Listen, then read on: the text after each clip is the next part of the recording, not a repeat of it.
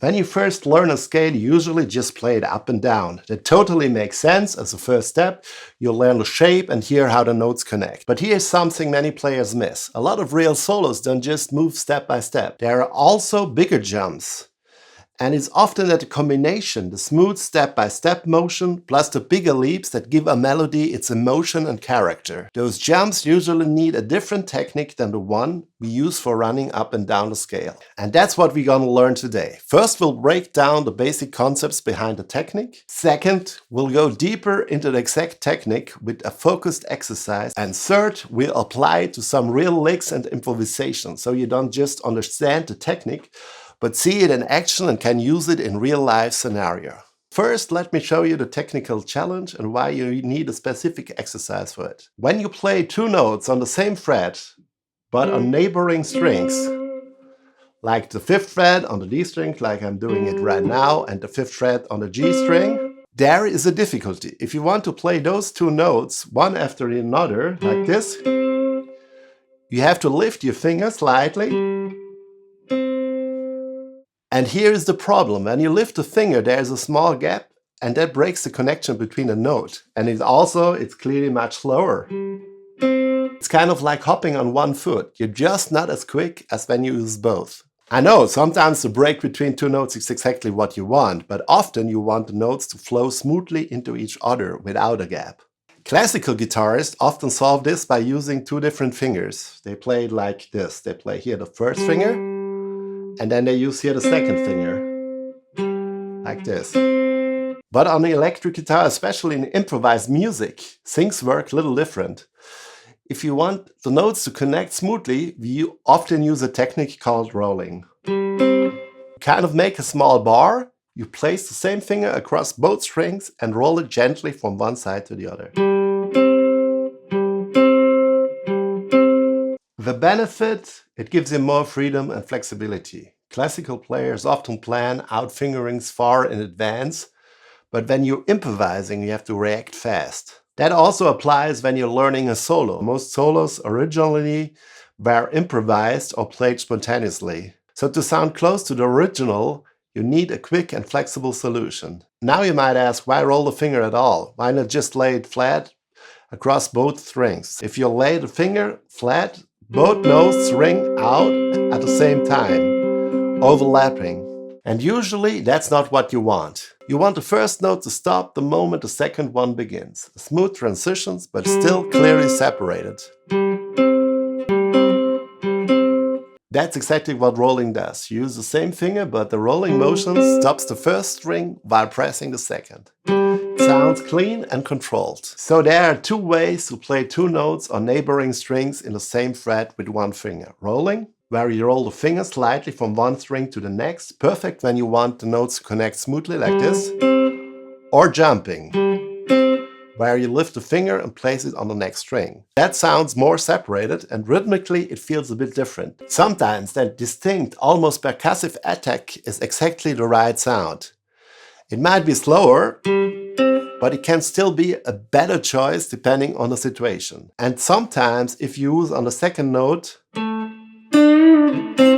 an articulation technique like bending, it's the only way to do it. Because if you roll here, it's nearly impossible to bend. Now we'll do an exercise to practice these two techniques. Yeah, it's an exercise, and from the sound alone, it might not seem like it has much musical impact. But trust me, as I mentioned in part 3, we'll put it to practical use. That's where you'll see the real musical benefit. To show the basic concept, we use this C major pentatonic shape.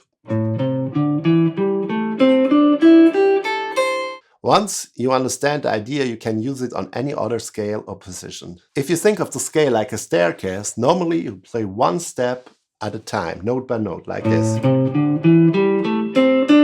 But in this exercise, we skip every second step, then go back one step and do the same. It looks like this. I start here.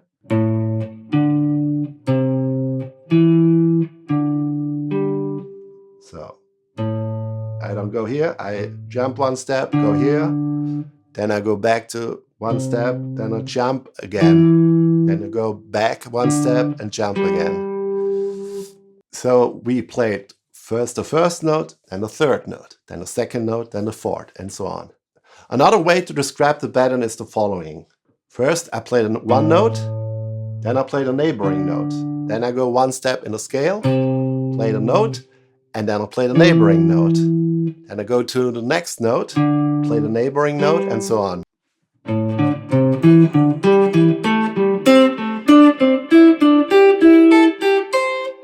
This creates pairs of notes on the same fret but on different strings, exactly where you need rolling or jumping.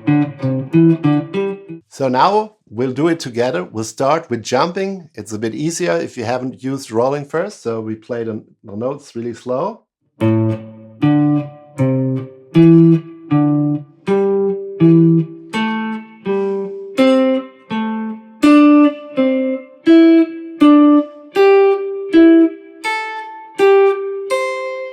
And we do now the same thing with rolling. Focus on the control here. Our goal is to connect the two notes smoothly, but make sure the first note stops exactly when the second starts. Here's how the movement works.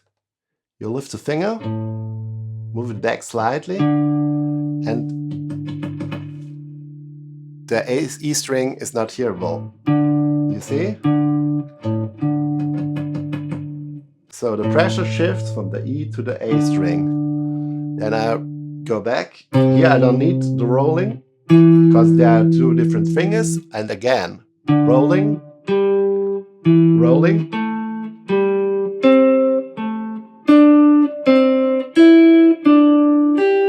Here again, two different fingers, so it's really easy.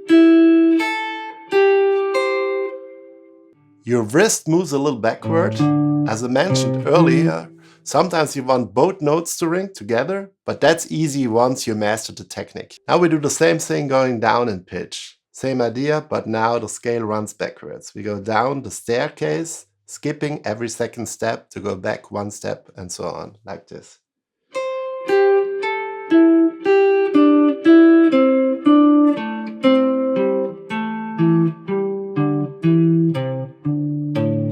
And you can apply what we just learned. First we jump, and then we do the rolling. And now, as a last technical tip, your picking hand also needs some training, because the tricky part for the right hand in general is to change the strings. And so we change always the strings, or not always, but you know what I mean, with this exercise. So we do it differently. We can have 4 different ways to do it. The first one is we go from one string to the other with just downstrokes. So we play the whole thing with just downstrokes. That's the first way. Then we do the whole thing with just upstrokes. Then we do downstrokes and upstrokes. Then we do upstrokes and downstrokes. But I only focus on the right hand after the left hand feels automatic. Once the movement is locked in, everything else will be much easier. Now it's time to apply everything we've learned. Let's look at some real licks that use this technique. The first one is the most famous and uses rolling. First we do a bend, and then we play 2 notes and play them with rolling. The next one looks like this. We have the note and then we have a bending after that. And that means we have to do the jumping, because the rolling wouldn't work, because when my finger is like that, I have the problem I cannot bend. So I do like... So jump, bend, and then I play the note. And the last one is a repeating lick. It sounds like this.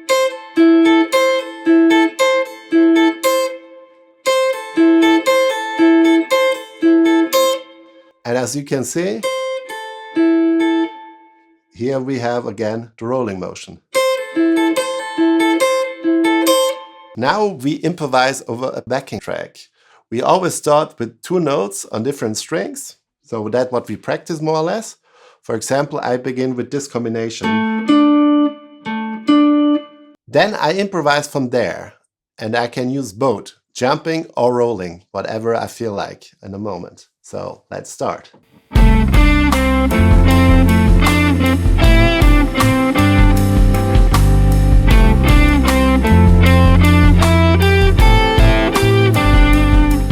Next I choose a different pair. I use now those two. And again I will improvise.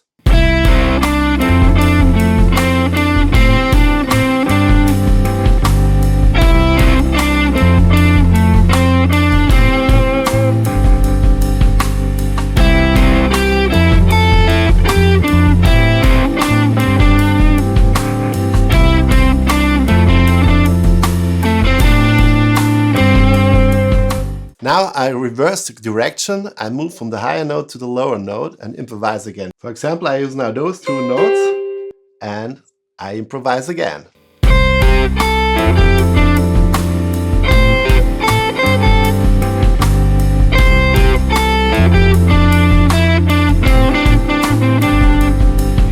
In the next variation, we change the structure. We start with our improvisation and end with a jump between two different strings. For example, like this. We stop like this.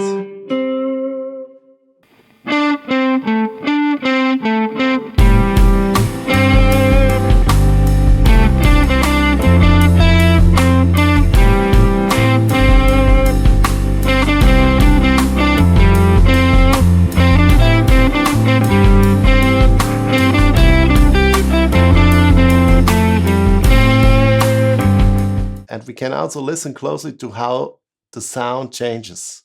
When the notes are separated, they hit harder and stand out more rhythmically. When they are connected, they sound smoother and more flowing. Great improvisation uses both. This little technique may not look like much, but if you made it this far, you've probably seen how powerful it is and how much it can change your playing over time. Two last things before we finish. First, I always learn a ton from your comments, especially when something felt too fast or unclear. So feel free to ask questions, give feedback, or let me know if it worked for you. It helps me make the next video better. Second, the classic, if you like this video, subscribe to the channel, share it, and check out the other lessons here. There's probably more that help you on your journey.